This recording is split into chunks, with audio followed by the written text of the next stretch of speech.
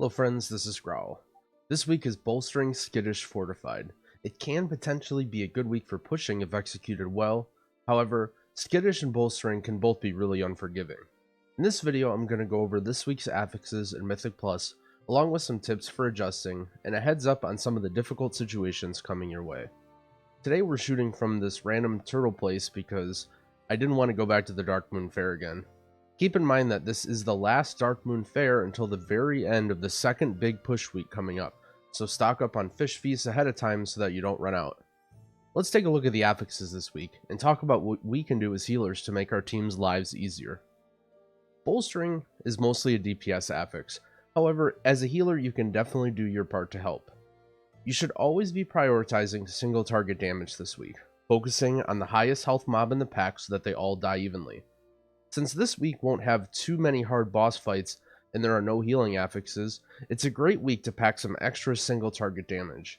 If you're getting into pushing some harder keys, I'd recommend prioritizing extra damage, especially single target, and getting out of your comfort zone a little bit.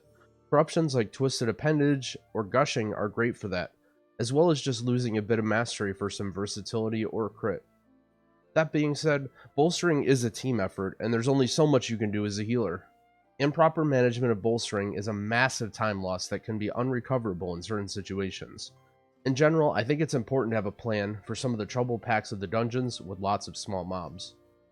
Skittish is an affix that hardly affects healers, since we rarely pull threat anyway, and you generally can't save people who pull threat. The best thing you can do is always be watching your team closely, and if your DPS players get aggro, use a Typhoon or a Vortex so that they can run away safely while your tank regains threat. The most important thing you can do is pre-hot your tank before combat and be very careful not to heal until the mobs are grouped. You won't rip threat from a tank for healing, but if the tank hasn't hit the mob yet, your heal will cause the mob to run towards you, making the mob spread out more and making it harder for the tank to build threat. If this ever does happen, I almost always try and get as close to the tank as possible so that they can more easily pick up aggro of the mobs. Let's take a look at the dungeons this week. Since there are no healing affixes, and it's not tyrannical, it will mostly just be an exercise on bolstering control. So first, looking at Atal'Dazar, the obvious challenge that you're going to face with bolstering is the tiny swords with the Sky Screamers. A lot of groups tend to pull 1 or 2 or even 3 packs of these at a time into a snap spot, so just keep in mind that you may want to try and CC these birds away from the snap that you're doing if your team isn't able to prioritize damage on them. Remember that you can hibernate these birds, but it does not count as an out of combat CC, so they'll still get bolstered if the swords are close enough. Other than that, the only real healing check in this dungeon is Vocal. However, since there are no healing affixes and it's fortified, I'd encourage you to pack as much damage as possible, just because Atal can be a pretty tough dungeon on the timer this week. So for Atal, I would recommend the normal build of Cenarian Word, Cultivation, and Spring Blossoms. I've also been experimenting a little bit with running Stonebark and Atal. I don't think it makes a huge difference. It'll be a little better for tank healing, but worse for group healing. For essences, this is the setup I'm running this week. You'll notice that I swapped out Ever Rising Tide for Well, just to get a little extra damage since I'm not sure I'm going to need the Well for healing, but you can always bring Well if you feel that you need it. Next we'll look at Freehold. Freehold is a dungeon where it usually isn't too hard, depending on the affixes. This week it is Eudora, however it's not tyrannical. This is the hardest week for the second boss, I believe, because the bad brews are not active, so the second boss will take quite some time. Adding on top of bolstering, it will make this not a great week for Freehold, although this is still a fine week, because Freehold is generally on the easier side of keys. For bolstering, the one thing you have to consider is most mobs have pretty even health, however, you do have these brine scales that have roughly 2/3 the health of the other mobs in the pack, so you'll see a lot of times that groups will CC these mobs because you generally want to focus and kick them if they're in the pack because they're the most dangerous caster mobs, but that'll cause them to die early and bolster everything else, so you do want to be careful with this stuff. Other than that, nothing too crazy to watch out for in Freehold this week. I would recommend my same essence setup here as I did in Atal. One change that you could make is running Prosperity and Soul of the Forest in Freehold. This is a combination that I've been running more, especially with my higher versatility build, and I've seemed to like it. If you're having problems keeping up with the burst damage from some of the trash pulls, as well as the second boss, this can be a good option. Next, let's look at KR. The third boss order is different in NA and EU, and I'm actually not sure what it is yet, so we'll skip over that. One thing to note is that these minions of Zool do bolster, so you have to be very careful not to pull these in with any of these mobs. If you watch my most recent video on my Outline to King's Rest, you can see some techniques we use for killing them without aggroing the packs. However, in a pug, you may opt to just be very careful and slow here. You can run mass root if your team is not comfortable pulling these, so while you're fighting these two packs, you can mass root these minions of Zool. That way they don't run into your team until this stuff is dealt with, and then you can just deal with these guys after. But other than that, there's not too much use for mass root in this dungeon. I would say this is probably on the easier side of weeks for King's Rest this week. It does sort of depend on how you deal with this area. The first half of the dungeon is fairly easy, but once you get to these trash mobs, it can be very difficult. However, Bolstering and Skittish doesn't play too big of a factor in any of this stuff. It's just, in general, hard.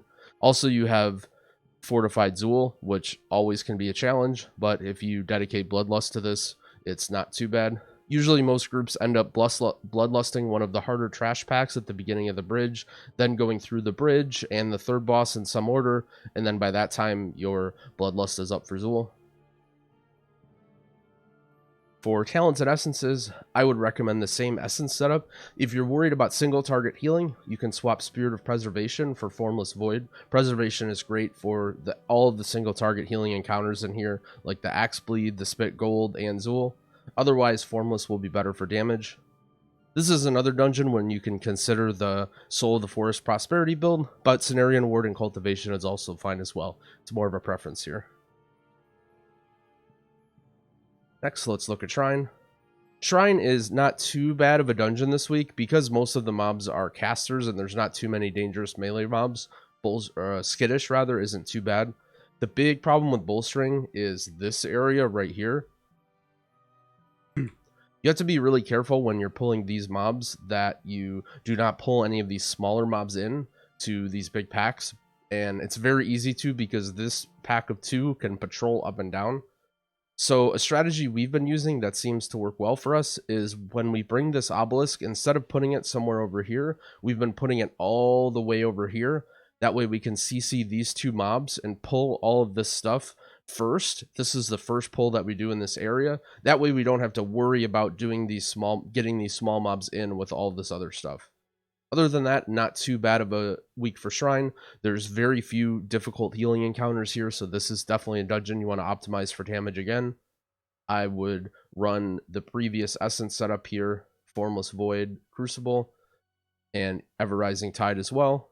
For talents, you can run basically anything in here. There's not too much healing, so it's all preference. Cenarian Ward is nice for tank healing, but you could run Prosperity Soul if you wanted. You also might see me running some Stonebark in here because there's no group healing. Honestly, it doesn't matter a whole lot because there's not too much healing check in the dungeon. It's mainly a matter of which areas that you feel will be difficult for your team and which talents that you think will be better at dealing with those. Next, we'll look at Siege. Siege is a very interesting dynamic for Bolstering. So the beginning of the dungeon gets very, very hard because there are lots of these small mobs with big mobs. You have footmen with less than half of the HP of the bigger mobs in the pack, so you have to be very careful in all of these packs, really, that when possible you focus down the big guy in the pack. And also an idea is crowd controlling the big guys and then pulling the small guys together. However, once you get to this area with the Ashvane spotters, Bolstering becomes your best friend. You can bolster up one of these spotters and the artillery that it drops will do millions of damage and just kill everything in one hit. So very often the strategy that you'll see in higher end groups is to skip as much in the beginning, then get a hold of one of these spotters, usually this one, and then mow down everything in this area. Just keep in mind that the spotter does not damage the demolishers, so you have to be very careful not to pull mobs with these demolishers because the spotter will kill them and giga bolster this. which will almost immediately end in a wipe. Siege, again, is not too hard on healing, so it's more of a preference here. There's lots of tank damage in here, so Cenarian Ward Cultivation can be a good pick.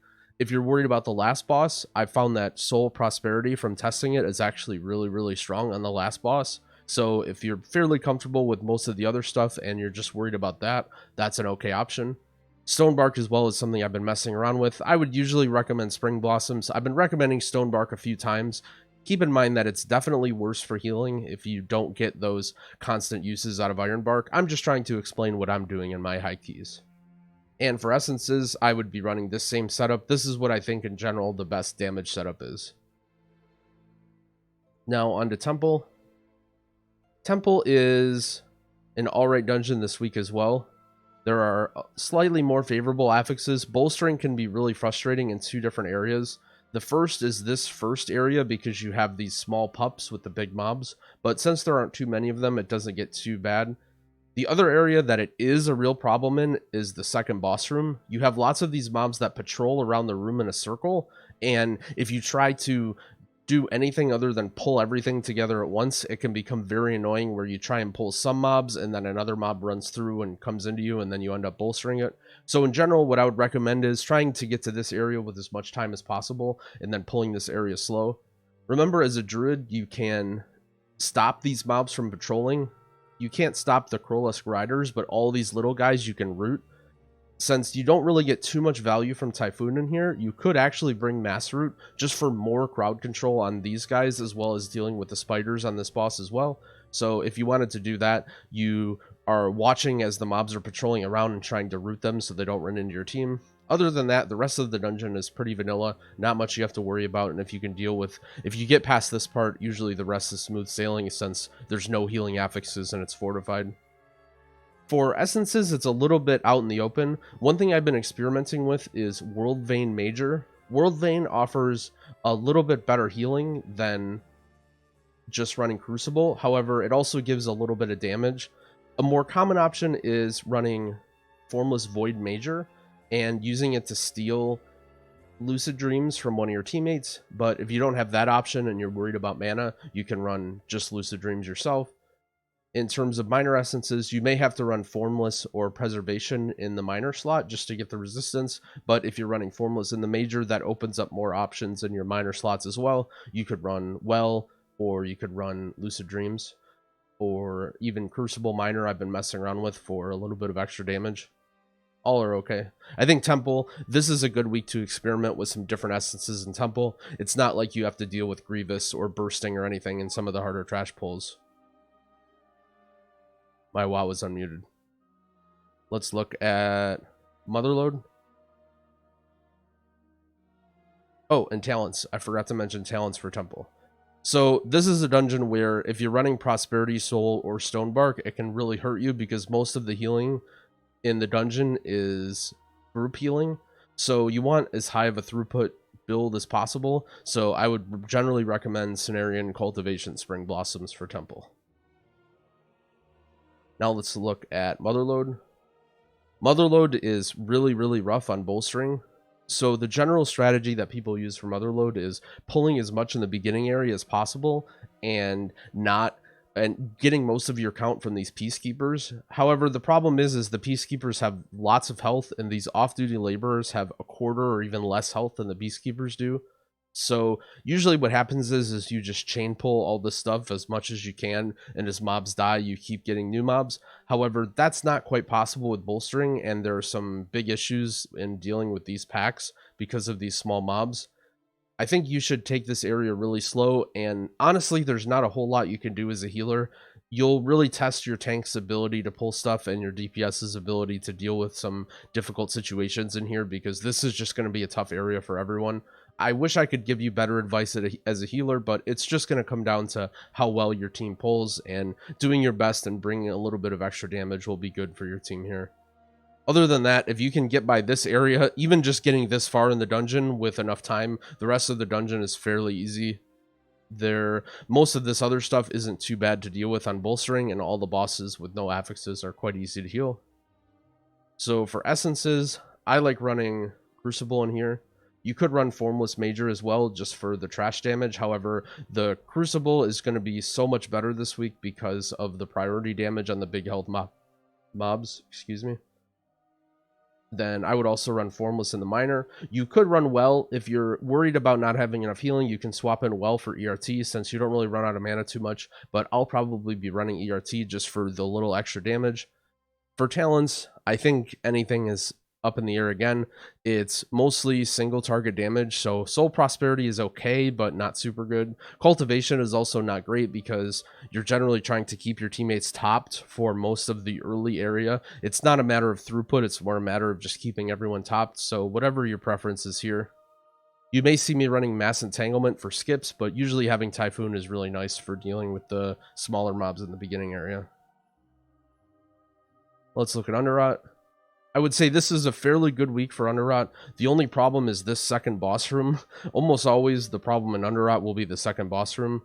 The issue here is that usually you're limited by pulling these Blood Swarmers. These Blood Swarmers are so dangerous, especially in Fortified, that you can only pull one at a time. So you're limited with how you can pull in this room by the Blood Swarmers. The problem is that usually you want to focus the Blood Swarmer down, which causes you to immediately bolster everything else around it. So what happens is you end up pulling the Blood Swarmers and then wanting to pull more stuff, but because it's bolstering, it gets very difficult. So the goal here is, I would say, just be as slow and concise in this room as possible. Remember, again, you can root mobs to stop them from patrolling. Some of these mobs have small patrols that they move around in here, and if you see mobs entering the space that people might pull, you can root them. You can also vortex them as well. Vortex does not put you in combat, and if you see a mob in a collision course with your hunter that's standing out in a random place, you can vortex and then root them back far away to stop them from pulling. Other than that, there's not too much difficult stuff. The rest of the dungeon should be fairly easy.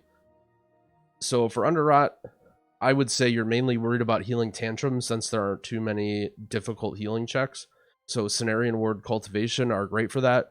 If you're more worried about the Blood Swarmers and you're confident in your ability to heal Tantrum, maybe you have lots of very durable teammates that can survive it without much healing, you could opt for a Prosperity Soul Stonebark build just to help deal with the Blood Swarmers. However, it's going to be significantly worse for Tantrum. For essences, I'm running my default setup here. Again, I like having the extra damage just to help push down the Blood Swarmers quickly and to make up for lost time if we have some bolstering oopsies in the second boss room. Next, let's look at Tol Dagor. So Tol Dagor generally isn't a big problem with bolstering. The one area that you may run into problems with is this area with the Thug and all these foxes, so you have to be careful if you pull this stuff to focus damage on the Thug. The other area is outside. If you don't even cleave these down, you end up with very big Vice Jaws. You can opt to pull this area into two different pulls. We'll probably be trying both 1 and 2 pulls. In Pugs, I would recommend almost definitely not pulling all this together, just because you're going to end up with some mega bolstered stuff. The other thing is that a lot of the mobs in the dungeon flee when they go to 30% health, so be ready to root and vortex mobs if they're fleeing into other mobs. It'll be especially important in Jess Hollis's room when you see these mobs fleeing into the next pack. You need to stop them from pulling new mobs because it's going to be a bolstering nightmare. For healing, you're mainly worried about the first and last boss.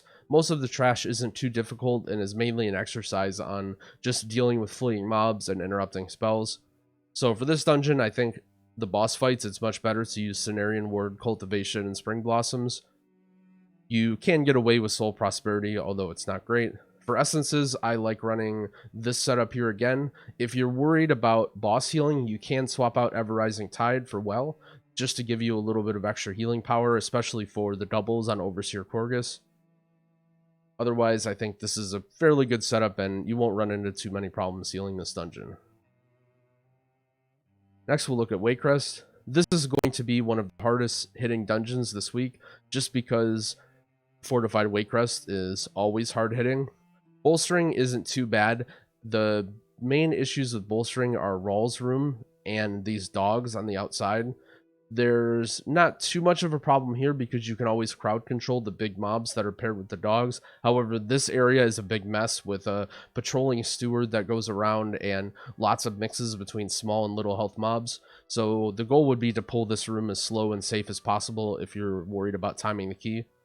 Other than that, it's just a standard Waycrest. Skittish and Bolstering aren't too big of a problem. So for this dungeon is another one where I've been experimenting a little bit with World Vein Major. Again, it's sort of a mix between running something like Formless or Lucid and Crucible. It gives you a little bit of damage, but not a lot, but it also helps your healing. For a Fortified week, however, I usually still like sticking with Ever Rising Tide, just because I'm not so worried about the bosses, and I more want the healing for the trash pulls. The benefit that World Vein gives you over Ever Rising Tide is that World Vein doesn't cost you any mana, so it gives you a healing boost that's great for the bosses. However, for trash, since you have almost infinite mana and the pulls don't last too long, usually you just want to use Ever Rising Tide for max healing. I do like to use Well in here just because of how high the healing check is, but if you're comfortable, you can swap out another Minor Essence as well. And for the minus 10 corruption resistance slot, I usually just choose Crucible, or Formless Void. Too many essences. Next we'll look at Junkyard. Junkyard is, I don't know, Junkyard is just Junkyard. There's all this stuff all over the place. You just get a shock bot and you run and you just kill everything and you just don't die. There's not too many problems with bolstering. Most of the trouble mobs like the slimes and the grunters don't bolster, so there's not really a big problem here. Just go through the dungeon and live, I guess. I never really know what to say about Junkyard. I don't think the bot is going to be over Gunker this week, but I'm not 100% sure on that, and it's also different in between regions. For Junkyard, I like to run this essence setup as well. You could also run Preservation Miner to help heal with the last boss. That's usually one of the more difficult parts. For essences, you could run anything.